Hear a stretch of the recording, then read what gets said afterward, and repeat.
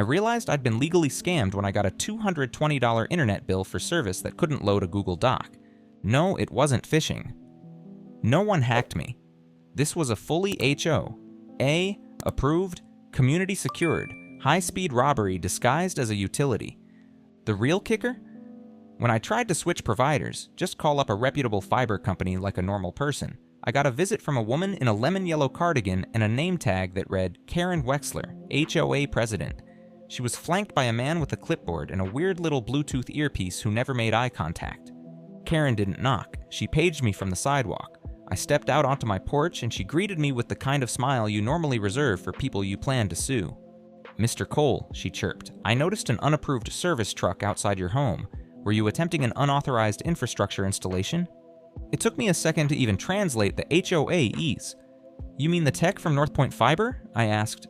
"Yeah, I was trying to get actual internet." Karen's smile tightened. "I'm afraid Silverbriar Hollow has an exclusive agreement with Blue StreamNet.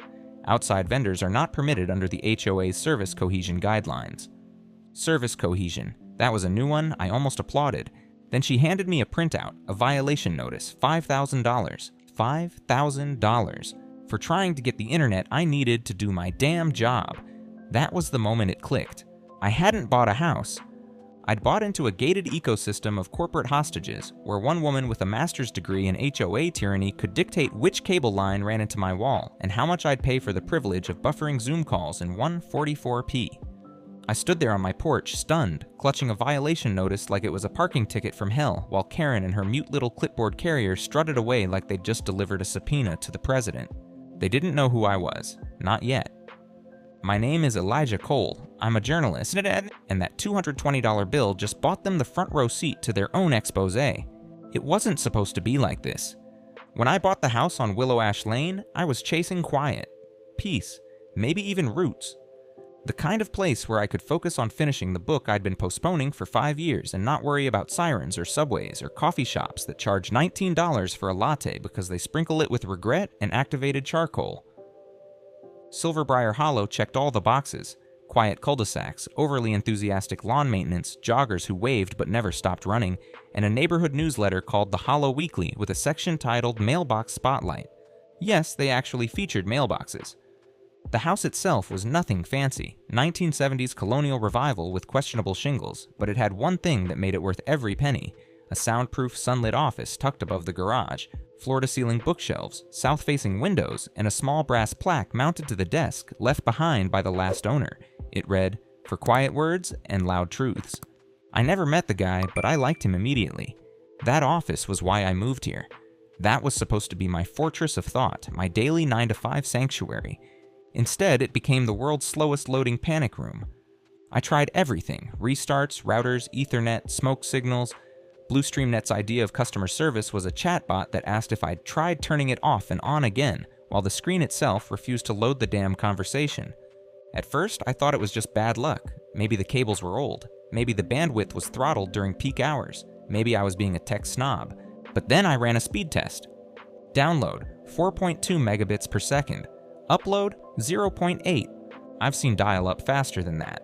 So I did what any reasonable adult with deadlines and a mortgage would do. I called a different provider. North Point Fiber was professional, affordable, and promised speeds that sounded like actual 2020s technology. They sent out a tech within 2 days. And that's when Karen showed up. HOA badge gleaming like a sheriff's star. Clipboard guy hovering. $5,000 fine. It stopped being about bad internet right then and there. Because when someone tells you you're not allowed to choose who installs a wire in your own damn house, you start asking questions. And when you're me, you don't stop asking until the answers start bleeding. I didn't know it yet, but that house on Willow Ash Lane wasn't just a fixer-upper with charm. It was the keystone in an empire of kickbacks, enforced contracts, and corporate puppetry. And Karen Wexler? She wasn't just an overzealous HOA president. She was running a racket. I was going to bring it all down, one wire at a time. 2 days after the Karen drive-by, I got mail. Not email, not a voicemail. An actual envelope, hand-delivered, with my name in aggressive cursive and the HOA logo embossed like it was the damn White House. Inside, a formal notice of violation from the Silverbriar Hollow Community Oversight Board. You'd think I'd set fire to a playground. Mr. Cole, it has come to our attention that you have attempted to initiate third-party infrastructure modifications to your property in breach of Section 8.3.2 of the Community Standards and Enforcement Agreement, CSEA. Your actions constitute an unapproved network installation and pose a security risk to our integrated neighborhood infrastructure. Fine, $5,000. Response required within 7 business days to avoid further escalation. They attached a copy of the section in question. It was 4 pages long and written in a dialect I call legalese mixed with petty dictatorship. The section defined infrastructure to include wiring, conduit, signal lines, and/or any technological tether not approved by the HOA-appointed service liaison. I read that part twice. Technological tether, like I'd lassoed the moon with a USB cable. I flipped the page and saw the signature. Karen D. Wexler, President, Silverbriar Hollow, HOA. Beneath it was her handwritten note. I trust this resolves the matter before it becomes unpleasant. K. That was her style, sweetness with a straight razor underneath. I tried to laugh it off. Maybe this was standard HOA intimidation, a little local despot power trip. Maybe if I filed a counter request, they'd back down and let me hook up the internet like a functioning member of society. I called North Point Fiber, explained the situation. The rep paused, then lowered his voice. Sir, we're actually not allowed to install service in that area. We've had other customers in Silverbriar Hollow call, but the HOA threatened legal action against us and fines for the homeowners. Our legal team said to stop taking orders from that ZIP code entirely. He sounded genuinely apologetic, like a bartender forced to cut someone off because Karen owns the building. That's when I realized this wasn't just a misunderstanding. This was a closed loop. A locked-down, managed-access, HOA-run fiefdom where freedom of connection was considered a crime. It got worse. Next morning, my doorbell rang. I opened it to find an HOA inspector standing on my porch with a laminated badge and a digital clipboard. Not a smile in sight. Mr. Cole, he said, reading from his screen like a TSA agent about to ruin your vacation, we've been instructed to conduct a property inspection due to your recent non-compliance report. What kind of inspection? Utility mapping, infrastructure audit, standard enforcement. I blinked. You're here to inspect my router? He looked unfazed. We're authorized to review all visible infrastructure that may affect the community network architecture. You want to see my modem? Yes, sir, and any additional network hardware. I stared at him. He stared back. I'm not letting you into my house, I said. He made a note on his screen. Refusal of inspection. Noted. He turned and left without another word. 15 minutes later, I got an email. This time from HOA Enforcement Services. Subject, Notice of Non-Compliance Escalation, Level 2. Apparently, refusing a surprise network audit was grounds for doubling my fine. I was now up to $10,000 in violations for trying to get working internet and having the gall to not let a stranger into my house with an iPad and no warrant. At that point, the absurdity passed through funny and looped back into infuriating. I wasn't just being stonewalled, I was being cornered. They were using bureaucracy as a cage. The worst part? I started hearing whispers, at the mailbox, on my walks, from neighbors who dropped their gaze when I waved. One guy, a retired dentist named Ron, leaned in and muttered, "Just pay the fine, man. It's easier that way. I tried switching providers last year. Next thing I knew, my lawn service got disqualified by the board." Another woman with a stroller told me, quietly, that her babysitter had been turned away by the front gate after she complained about internet speeds on the HOA forum. This wasn't a one-off. This was a pattern. Control the wires. Control the people. Karen Wexler wasn't just enforcing rules. She was building walls out of policies, disguising a pay-to-play monopoly as community standards. And I was starting to see the cracks. Because when everyone's scared to speak and the penalties start sounding like extortion, and your HOA president starts quoting bylaws like scripture, you don't have an association, you have a regime, and regimes fall. If the $10,000 in fines was a punch, the next move was a kneecap shot. I woke up one morning to find the neighborhood's community Wi-Fi had been temporarily suspended for security upgrades, which was ironic considering it had never actually worked in the first place, but this time they meant it literally. They killed the backup node I'd been piggybacking off for research while I tried to figure out how to fix this mess. No warning, just dead signal. Then my mailbox disappeared. Not like knocked over by teens disappeared. I mean removed, post and all, with surgical precision. In its place, a stake in the ground with a laminated sign taped to it. Mailbox removed for non-compliance with aesthetic regulations. Replacement pending HOA design approval. Design approval for a black metal box from Home Depot. I stood there in my hoodie and slippers holding a mug that said, "Investigate everything," reading a sign about Mailbox aesthetics like it was an obituary for my patients. This wasn't about enforcement anymore, it was personal, and they weren't subtle. My lawn company, the one I'd hired independently because I prefer working with small local guys, called me that afternoon to cancel. They'd been contacted by the HOA and informed that they were not an approved service vendor for Silverbriar Hollow. If they returned, they'd be fined. Same story with the guy I hired to reseal my driveway. Same with the mobile car detailer who used to stop by once a month. Every contractor I'd found myself, black-owned by the way, had been blacklisted from the neighborhood within a week of that initial violation notice. That's when it stopped feeling like just me. It started feeling bigger. I knocked on a few doors, casual conversations with neighbors, friendly tone, no pressure. One older couple, the Larsons, practically yanked me inside and shut the blinds. They spoke in whispers like I was investigating the mob, told me Karen had blocked their request for home solar panels 3 years in a row after approving the same setup for her friend across the street. When they pushed back, their HOA dues mysteriously spiked for landscape remediation. Another woman, Divya, had filed a complaint after her trash bins kept getting tagged for incorrect placement. Next month, she got a letter warning that her backyard playhouse violated the line-of-sight aesthetic standard. The playhouse. For her toddler. Same tactics, same tone, same signatures, all roads led back to Karen.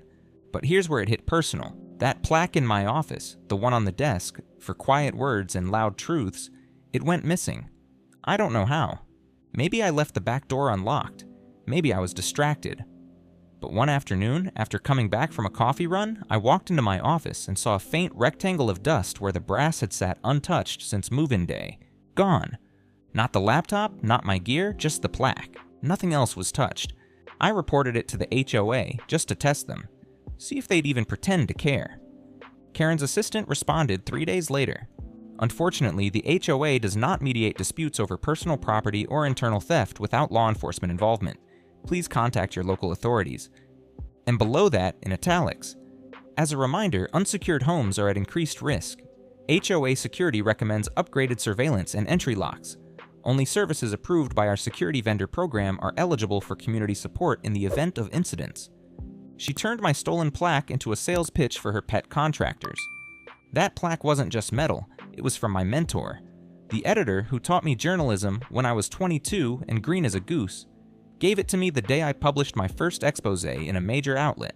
Said, "Put it where you work, to remind you what you do." Now it was gone, and something told me it wasn't just some opportunistic thief. It was a message. A very specific kind of message that said, "We see you, we can reach you, fall in line." I didn't get scared, I got cold. See, there's a line every investigative reporter knows. The moment the story stops being about something you're writing and starts being about something you're living.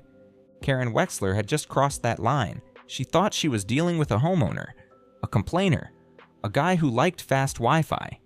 She had no idea she was dealing with a man who once spent 6 weeks sleeping in his car outside a meatpacking plant just to expose a human trafficking ring, who'd been threatened, sued, and lied to more times than he could count, and had the patience to wait out every single lie.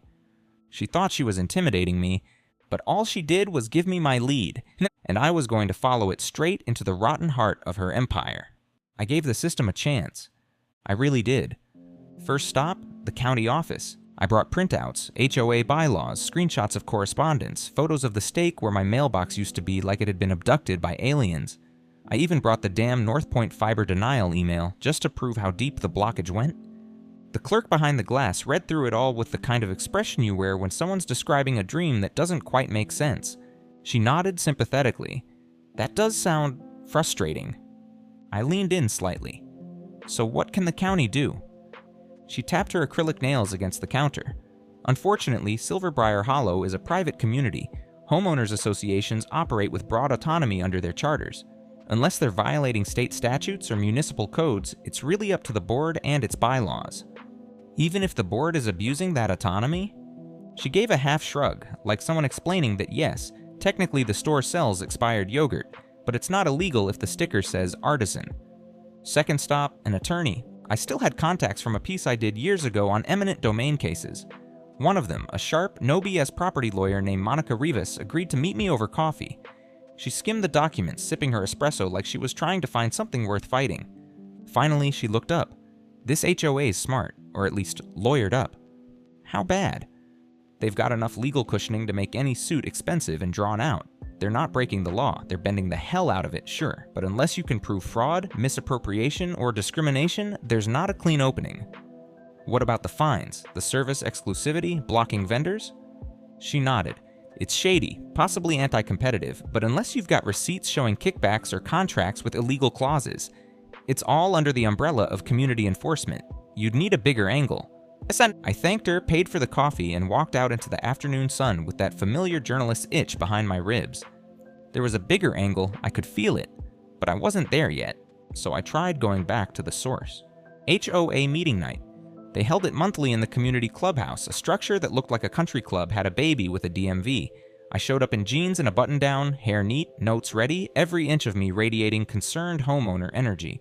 Karen was at the front, flanked by the usual suspects. Clipboard guy from the inspection, a woman named Lois who ran the architectural review committee like it was a fashion tribunal, and a heavyset man in a golf shirt who never spoke but had the dead-eyed loyalty of someone who got his yard mowed for free. I raised my hand when the floor opened to resident concerns. Karen smiled thinly.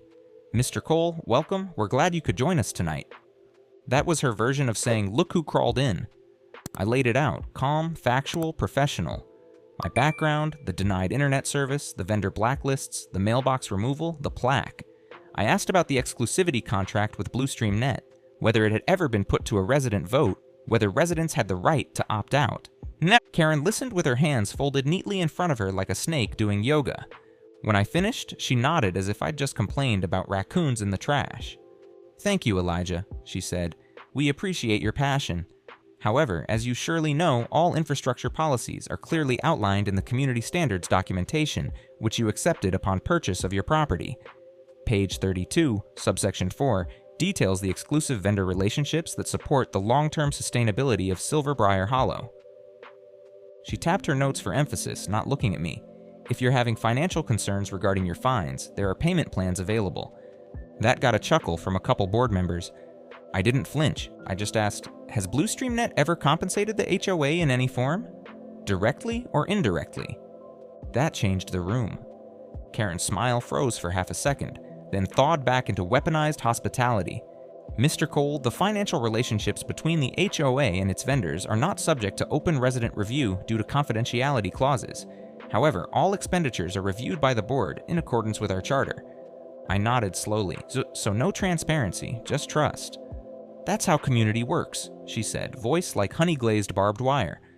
I walked out of that meeting to polite claps and one guy whispering good luck as I passed. He didn't look me in the eye.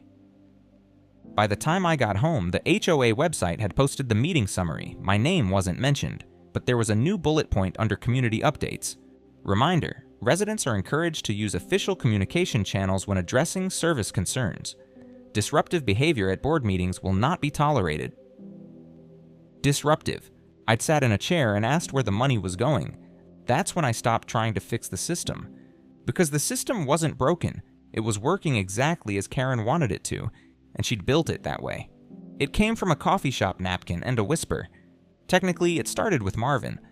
I'd seen him around the neighborhood, mid-50s, shaved head, walked his overweight terrier like he was training for a triathlon.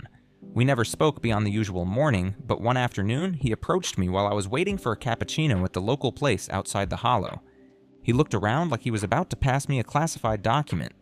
You're the one digging into the HOA, right? I raised an eyebrow. Depends who's asking. He gave a tight smile. Name's Marvin. I used to work for BlueStreamNet.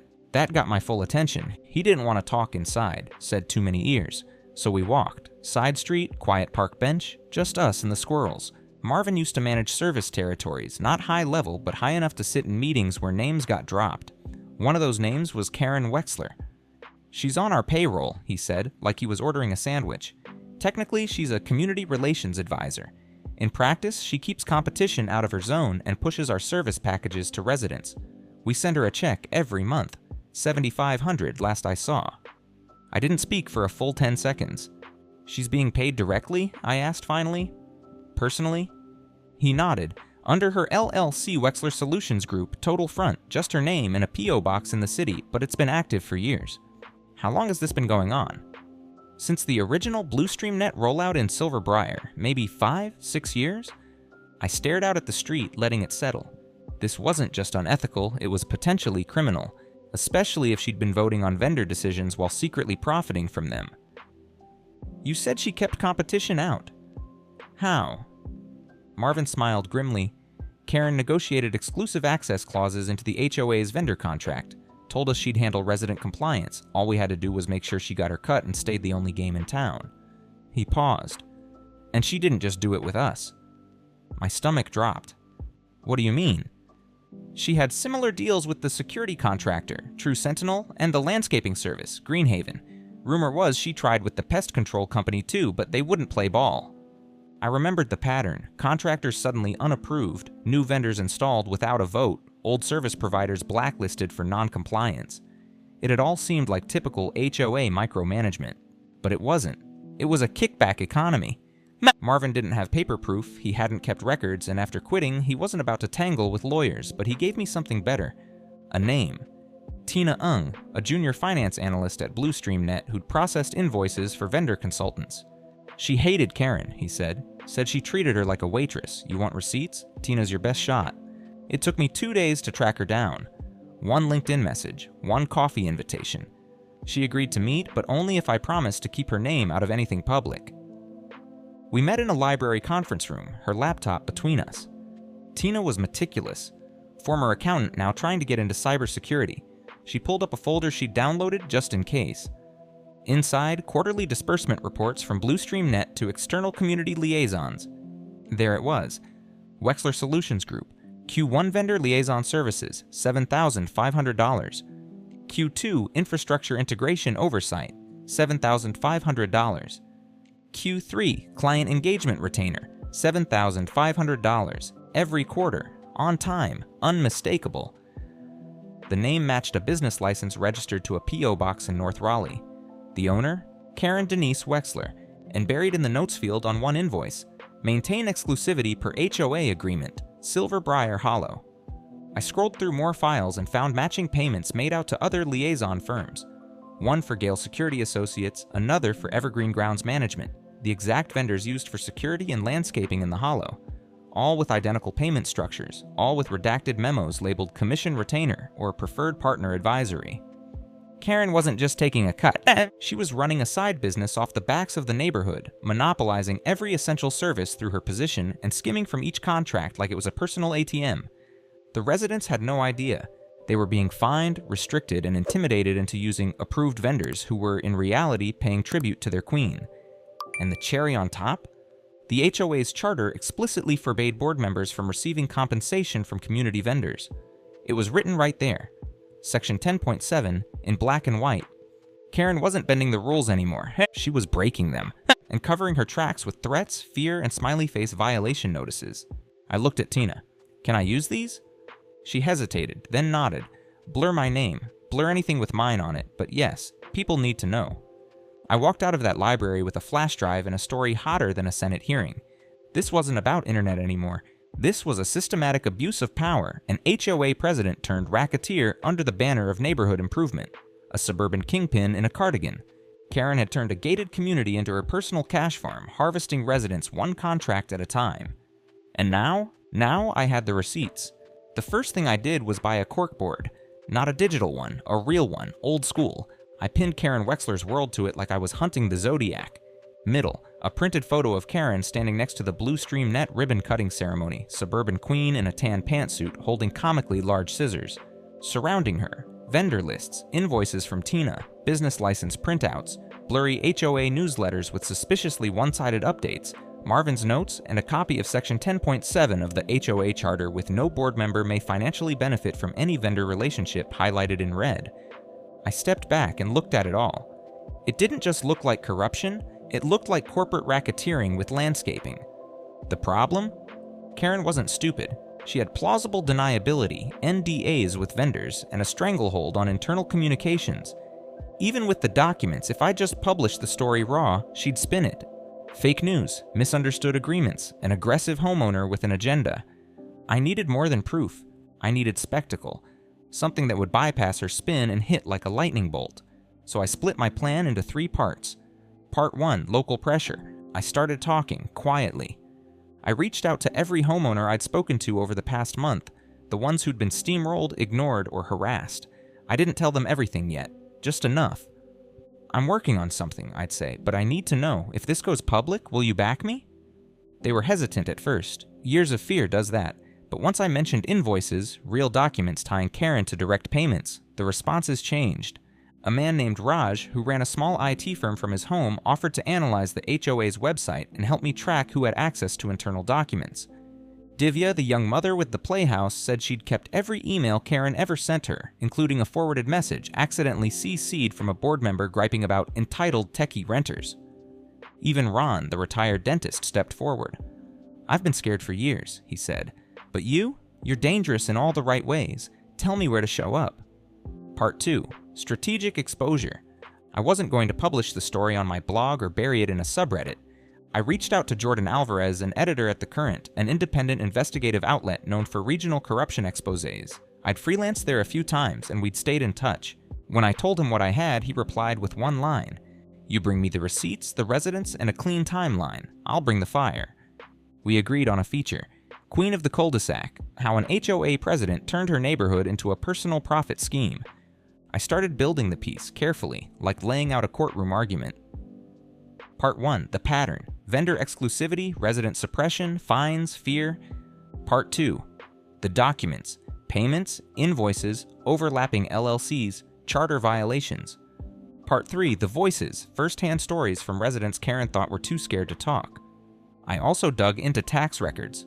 Turns out Wexler Solutions Group reported consulting revenue for 3 consecutive years with no listed employees, no physical address, and no other clients. That's not consulting, that's laundering. Part 3, the reveal event. I wasn't going to just post the article. I was going to read it aloud. I scheduled it for the next HOA open meeting. HOA meetings, by charter, were required to allow resident statements. No matter how much Karen hated it, she couldn't legally shut it down, especially if I kept my tone polite and my facts lined up. I made flyers, not your average neighborhood BBQ invites. No, these were clean, bold, minimal. Is your HOA hiding something? Come to the open forum, Thursday, 6 p.m. at the clubhouse. Let's talk about where your money's going. I printed 50, folded them inside the hollow weekly newsletters. Did I break into a few mailboxes? I can neither confirm nor deny. I also emailed a select group of local journalists and city council observers, just in case. By the day of the meeting, the clubhouse was standing room only. Karen knew something was coming. I could see it in her posture, rigid spine, hands clenching the podium like it might float away. She opened the meeting with a chirpy voice and clenched jaw. Wonderful to see such robust turnout tonight, truly a testament to our thriving community. And when the resident forum began, I stood, not loud, not dramatic, just calm and clear. I'd like to share a few findings from the past 6 weeks about our vendors, our board, and about financial relationships that violate the HOA charter. Karen's face didn't move, but her eyes did, sharp, calculating. I pulled out a folder, Tina's invoices, Marvin's notes, HOA charter, business license, and the opening paragraph of the article. Residents of Silverbriar Hollow may not know that their HOA president is receiving quarterly payments from the very vendors she's been mandating for years, an arrangement that appears to violate both the HOA's own charter and state conflict of interest laws. Silence. I didn't even get halfway through before the murmurs started, then questions, then voices rising, and Karen, for the first time in the entire time I'd lived there, didn't have a response. I folded the article back into the folder and said, "Full details will be available on The Current tomorrow morning, and to any neighbor who's been bullied, fined, or forced into silence, now's your chance to speak." And just like that, the tide turned. By 6:45, the night of the HOA meeting, Karen's smile had fully peeled off. She was gripping her water bottle with white-knuckled tension while residents murmured around her like the air itself had turned volatile. I didn't stay for the end. I didn't need to. Because at 7 p.m. sharp, The Current published my story. Headline in bold, "Inside the Hollow, How an HOA President Turned a Suburban Neighborhood into Her Private Revenue Stream," by Elijah Cole. It wasn't just a piece, it was a case file. Everything was in there. Karen's LLC filings, the vendor contracts, quarterly payment records, screenshots of HOA bylaws, testimony from 8 residents, tax records showing unreported consulting income, a section called the Mailbox Mafia that detailed her pattern of retaliatory violations. By 7:30, it was on Reddit. By 8 o'clock, the local news picked it up. By midnight, #Hogate was trending on Twitter. Yes, someone actually made a meme with Karen's face photoshopped onto Tony Montana's body holding a flaming weed whacker. And that was just the beginning. Phase 1, Resident Revolt. By morning, residents were organizing. A private Facebook group popped up, Free the Hollow, and added 200 members overnight. People started comparing fine amounts, timestamps, photos of their suddenly removed flower pots, letters demanding patio furniture, recertification. Turns out Karen had fined one man $300 for having a non-approved doormat. Another woman posted screenshots showing that her gardener had been threatened with trespassing because his truck didn't have the vendor decal. It wasn't just about the money anymore, it was about the pattern. Control disguised as order, fear framed as policy. People were furious. Phase 2, Vendor Fallout. BlueStreamNet released a statement by noon. We have terminated our relationship with Wexler Solutions Group effective immediately. We are conducting an internal review of all HOA-related consulting contracts. Translation, they saw the fire and threw her under the nearest bus. True Sentinel and Evergreen Landscaping followed suit within hours. That afternoon, I saw a delivery van pull up to the clubhouse and carry out 2 boxes labeled Wexler HOA vendor docs. It was happening. The contracts were unraveling. Phase 3, Legal Pressure. By the next HOA meeting, emergency session this time, the boardroom looked like a hostage negotiation. Karen didn't speak. Instead, her attorney, a man with hair like a frozen wave and a briefcase that probably cost more than my laptop, stood up and said, "My client will not be answering questions at this time." A board member named Janine, who had previously voted to restrict wind chimes, of all things, suddenly found her voice. I moved to suspend Karen Wexler pending a formal audit. Another seconded, then a third. Karen's attorney stood to object, but it didn't matter. The residents applauded. A woman shouted from the back, "Can we get our damn internet now?" Phase 4, Community Reclaiming. The next week was glorious chaos. Residents began showing up to HOA offices with binders of past fines and demands for reimbursement. Someone plastered signs all over the community bulletin boards that read, "Got fined by Karen, let's talk." Free coffee plus receipts at Ron's Garage. Saturday 10 a.m. People wore not approved vendor t-shirts. Someone made a yard sign that said, "This lawn has been declared non-compliant. Karen can bite me." Even local businesses joined in. One lawn service offered a post-HOA liberation discount. A bakery named a cupcake the Wexler, vanilla with bitter frosting. And the best part? I watched it all from my porch. With working internet. After BlueStreamNet bailed, Northpoint Fiber reached out, personally, and offered me free service for a year and the chance to be the first customer in the reopened zone. The installer showed up wearing a HOA Survivor sticker on his hard hat. As he connected my office to actual high-speed fiber, I opened my laptop and watched a live stream of the city council fielding a formal ethics complaint against Karen Wexler. The final line of the report? Evidence suggests that Ms. Wexler personally benefited from exclusive vendor arrangements in violation of the HOA charter and failed to disclose conflicts of interest under state law.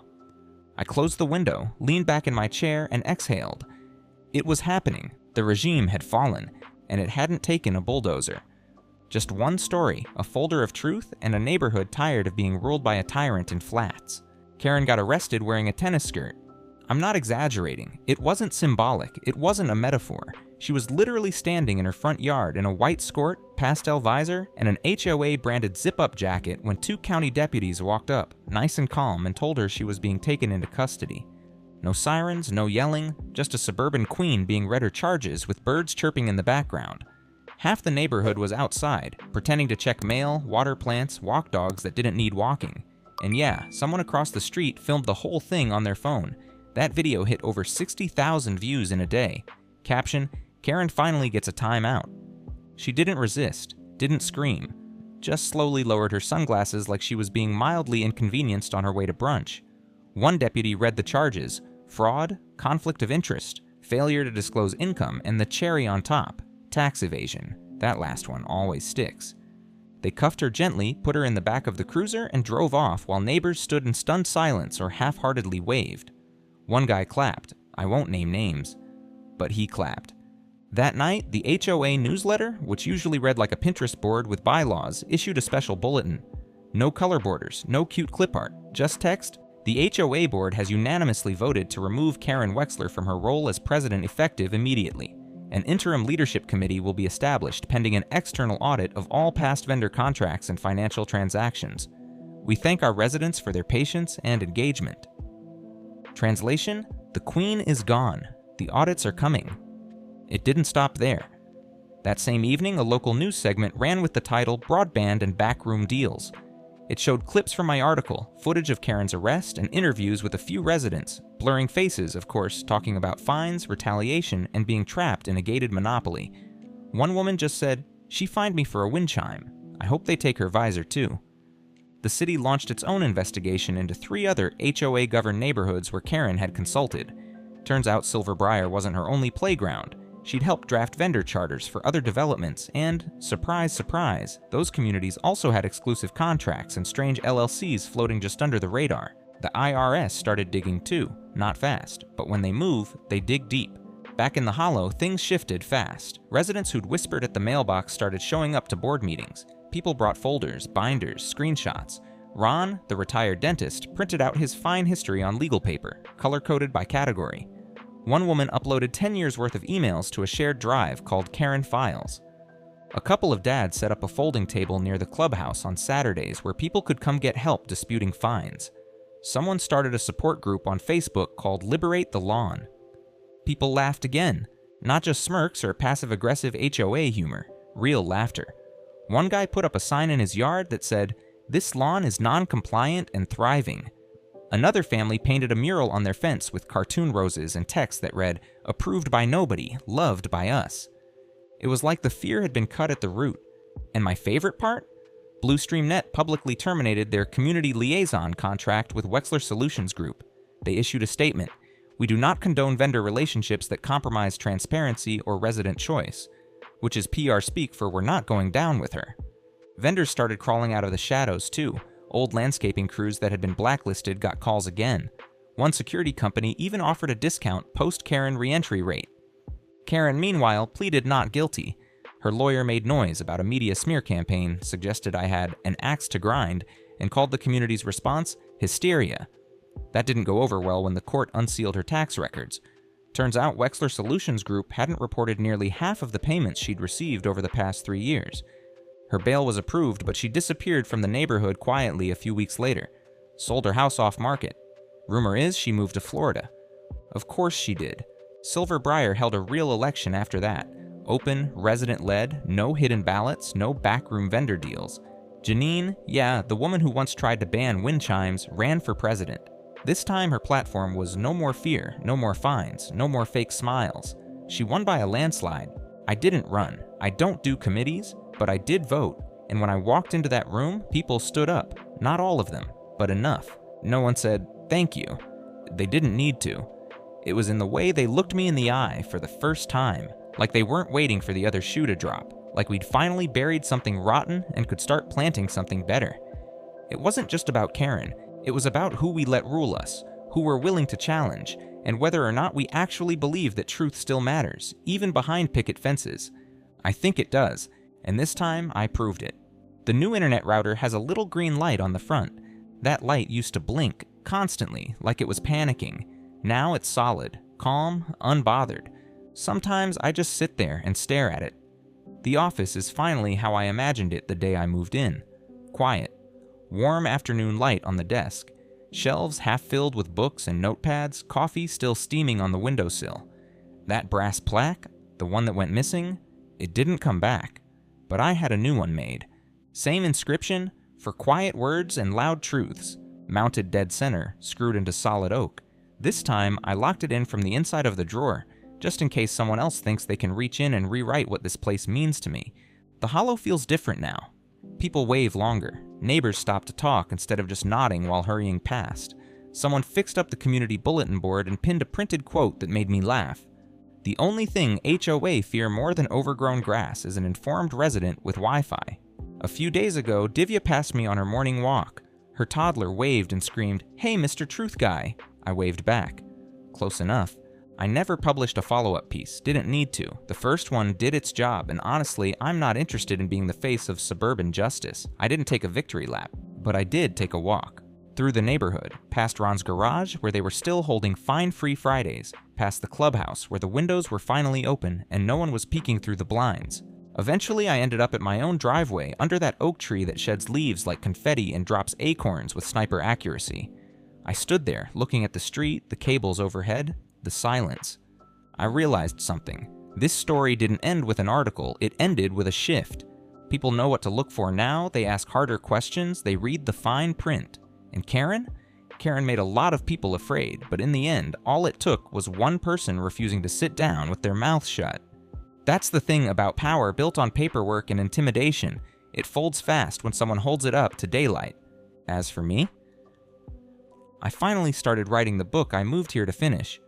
It's not about corruption, not about HOA horror stories. It's about resilience, about how people forget they have power until someone reminds them. I leave the router on every night. The green light glows in the dark, steady as a heartbeat. Sometimes I catch myself smiling at it, and every time I do, I remember. That light didn't just mean connection, it meant freedom.